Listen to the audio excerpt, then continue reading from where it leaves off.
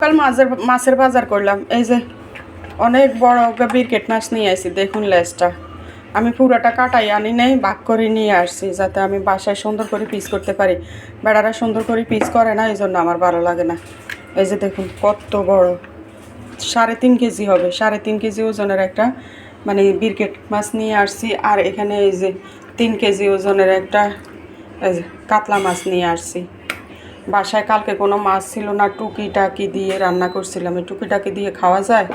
এই যে এটাও আমি কাটিয়ে আনি নেই, ফাড়ি করে আনছি। বাসায় আমি সুন্দর করে পিস করব। এই যে আর এখানে এই যে তাজা, একবারে তাজা লাফাইতেছে পাবদা মাছ নিয়ে আসছি 1 কেজি।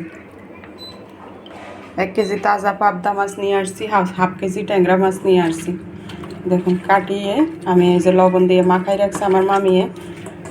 এটা এখন ধুয়ে সুন্দর করে ধুয়ে পরিষ্কার করে রান্না করব। এখানে হাফ কেজি ট্যাংরা মাছ। এই যে সকাল সকালে মাছের বাজারগুলো করলাম। ভিডিও ভালো লাগলে লাইক কমেন্ট শেয়ার করে দিবেন। আসসালামু আলাইকুম, আল্লাহ হাফেজ।